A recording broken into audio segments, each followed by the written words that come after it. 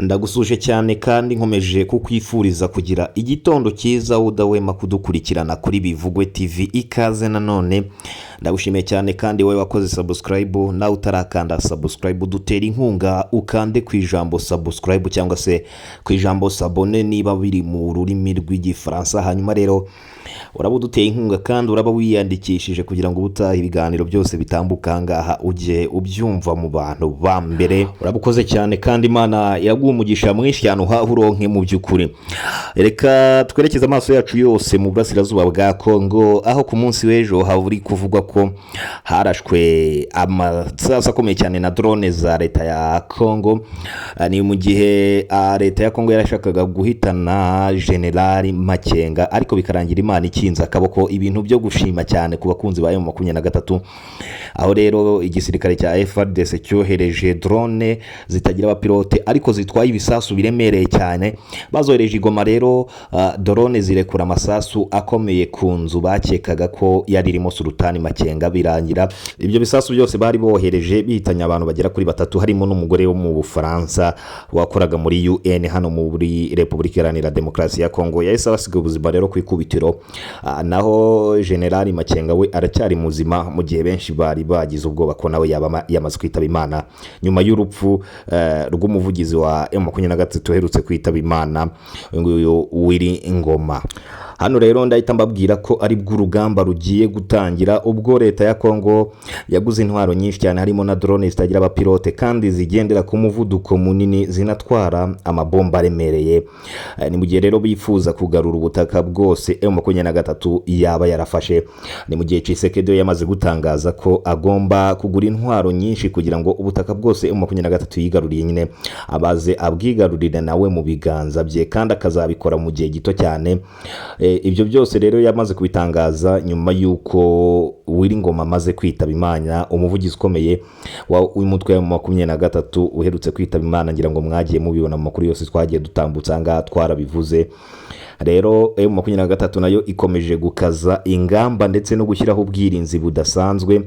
Ni mu gihe rero bikomeje no kuvugwa ko Fande Makenga agomba kuva muri Goma akareba handi yaba yerekeje mu gihe ibisasu bikomeje kugenda birushaho gukara. Ibi byose rero byatangajwe n'umuvugizi wa M23 Lawrence Kanyuka ku munsi w'ejo ubwo yamaze gutangaza ko Afande Willy Ngoma yamaze gushira mu mwuka. Ni nawe watangaje ko M23 ni nawe watangaje ko FARDC yamaze kurasa ku nzu bakekaga ko yari irimo Afande Makenga. Bayirasho bikomeye rero ni ibitwaro byari biremereye byari bitwaye na drone zitagira abapilote bashakaga guhitana Afande Makenga, maze rero birangira umugore w'umufaransa ahasize ubuzima. Uyu mugore yakoraga muri UN, ngira ngo amashusho mwagiye muyabona ku munsi w'ejo twagiye tuyatambutsa.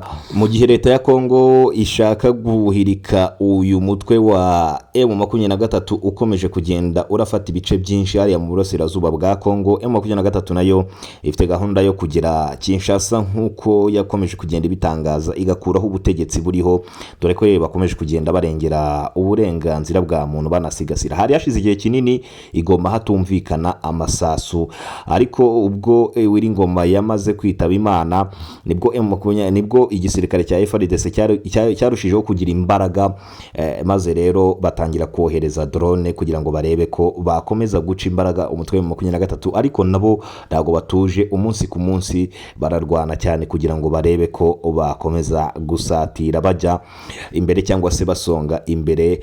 Mu by'ukuri FARDC yo biragaragara ko yamaze gucika intege mu buryo bw'imirwanire y'imibiri cyangwa se mu buryo bwo kurwana hasi, ahubwo bakomeje kugenda boherezayo drone nyinshi zikarasa no mu bice byinshi bitandukanye, dore ko hari n'izigenda zirasa ahantu henshi ariko ntibikunde gutangazwa. Ni mu gihe M23 n'ubundi ikomeje kugenda yiyongeza ibice byinshi, aho hari ahantu henshi M23 ikomeje kugenda n'ubundi ishinga ibirindiro, naho n'ubundi ikaba ikomeje nanone gusukura umujyi aho yamaze gufata nk'ahanga y'Ingoma. Hari hamaze igihe kinini hari umutekano mwinshi. Ni mu gihe M23 yo yari yamaze gutangaza ndetse no kwigirira icyizere ko yamaze kuhakaba yaranavuze ko Kongo itazongera guhindukira ngo isubire inyuma, ariko bakomeje no gutungurwa rero n'ibisasu Kongo ikomeje kugenda isubiza inyuma ikoresheje izi drone. Mu by'ukuri ni mu gihe rero iyi drone imwe ifite ubushobozi bwo kuba yakangiza ahantu hanini kandi ikangiza ibintu byinshi, kandi kuba wayisenya cyangwa se kuba wayirasaho bikaba bigoye cyane kubera ko ntipfa gukurikirwa n'ibisasu. Ni mu gihe rero leta ya Kongo yamaze kubukinga drone nyinshi, ntago ari indege imwe yonyine gusa, ahubwo ni indege nyinshi kandi zifite gutwara ibisasu biremereye kandi bifite kurasa ahantu kure cyane. Ku munsi w'ejo rero ubwo izi drone zari zimaze kurasa hariya mu mujyi wa Goma, bikarangira umugambi FARDC yari ifite itawugezeho, kuko yari ifite umugambi nyine wo guhitana Afande Makenga, bikarangira Makenga n'ubundi akiriho. Umuvugizi wa M23 Lawrence Kanyuka mu byishimo byinshi yahise atangaza ko hari drone zaje bakeka ko ari iza leta ya Kongo, ingabo za FARDC zari zimaze kohereza hano Goma zimaze kurasa kuri iyi nzu. Rero ahita atangaza ko bari bashaka kwica Afande Makenga, maze bavuga ko Afande Makenga kiriho kandi ameze neza, ahubwo zahitanye abantu bagera kuri 3 harimo n'umugore wo mu gihugu cy'Ubufaransa wakoraga imirimo myinshi hariya Igoma mu by'ukuri, kandi yakoreraga ONU nk'uko dukomeza kugenda tubibonera ahangaha. Igoma ku butaka umutekano wari usanzwe ari wose, ndetse yewe ibikorwa bimwe na bimwe bikomeye cyane byatangiye no gukora. Ni mu gihe n'ubundi ikibuga cy'indege cyari cyaramaze igihe gifunzwe, cyo mwarakibonye ko umuvugizi w'agateganyo cyangwa se umuvugizi wa UN yigeze kuhagwa mu minsi mike ishize, ariko atahaguye mu buryo bw'imirwanire, ahubwo indege yaje imutwaye niho yaguye. Anasaba ko ikibuga cyari kimaze igihe kidakora cyatangira gukora. Ni mu gihe mu 23 rero yewe yahise itangira kubishyira mu bikorwa, indege zari zaratangiye kugenda buhoro buhoro zinyura kuri kino kibuga, ndetse n'amavuriro menshi cyane akaba yaratangiye gukora, n'imihanda myinshi bakaba barayisannye. Ni mu gihe Goma ho wabonaga ko hari umutekano mwinshi, abaturage bishimira cyane ingabo za M23 kubw'umutekano mwinshi ukomeje kugaragara hariya Igoma. Twese tugenda tubibona n'amaso yacu.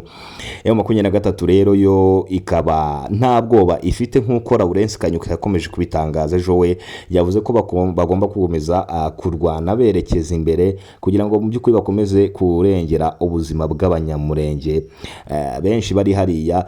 FARDC yo ikaba ifite umugambi wo gukomeza kurwana bakoresheje drone, kuko bari bamaze kubibona neza ko igisirikare cya M23 kifite imbaraga mu buryo bw'imirwanire, dore yuko ye ubwo urugamba rwari rukaze abasirikare benshi ba FARDC bagiye basiga ubuzima cyane, maze abandi bakirukanka bagata imbunda bagasubira inyuma. Bityo rero baza gufata ingamba zo kugura amadrone menshi kandi abasha gutwara ibiremereye, kugira ngo babashe kwitabara mu by'ukuri cyangwa se kurasa kuri izi nyeshyamba za M23. Ariko n'ubundi byose ntago byoroshye. Ari M23 iracyafite gahunda ivuga iti bararwana bajya imbere. Leta ya Kongo nayo ikavuga iti tugomba kwigarurira ubutaka bwacu byanze bikunze. Ni mu gihe n'ubundi Perezida Tshisekedi we yakomeje gutanga byinshi kugira ngo akomeze ahereze imbaraga abasirikare be. Ubwo ndavuga nyine izi drone zose akomeje kugenda agura, dore ko yewe indege zose ziri kubarurwa zitagira abapilote ari indege zibarirwa mu bihumbi n'ibihumbi, aho imwe yarashe ku munsi w'ejo. N'ubundi M23 bigomeza kugenda bigaragara ko ntacyo yaba yarayikozeho cyangwa se itaba yarayirashe. Hano rwose ndabona ibintu bitari buze koroha ku ruhande rwa M23, kuko ibyo leta ya Kongo ikomeje gukora mu by'ukuri nakaga. Kandi twabibonye ko n'ubundi Afande Wiringoma nawe yitabye Imana azize ibitero bya drone byamusanze aho yarari, agahita ahasiga ubuzima ku ikubitiro. None ku munsi w'ejo nawe twabonye Afande Makenga arokoka, ahubwo Imana igakinga akaboko, nubwo izi drone zahitanye ubuzima bw'umugore w'Umufaransa. Dukomeza tunamubwira ati iruhuko ridashira, Imana ikomeze kugenda imwakira mu bayo, kandi mu by'ukuri dukomeza natwe tubarebera neza aho intambara ikomeza kugenda yerekeza. Natwe byose tugomba kubikurikiriza 5 kuri 5 tubikurikira mudukurikirane tugende tubagezaho amakuru. Muribuka ko hari igihe kizigeze kugera M23 igafata n'ubundi hariya mu mujyi wa Goma, FARDC ku bufatanye na Leta Zunze Ubumwe za Amerika baraza bayirukanamo, iragenda ihungira muri Uganda ndetse no mu Rwanda mu Kinigi. None rero aho yafashe yamaze kuvuga ko itazaharekura nubwo byagenda bite, nubwo leta ya Kongo yarasa bingana gute, nubwo bazana drone zitabaho, ntabwo izigera irekura aho yafashe, ahubwo izakomeza kurwana yerekeza imbere, ahubwo ifata n'ibindi bice byose. Rero tubikurikirana 5 kuri 5. Tukabashimira cyane ko mwaduteze amatwi, kandi mbibutsa nanone gukanda subscribe. Uwiteka abarinde, reka tuzahura ubutaha.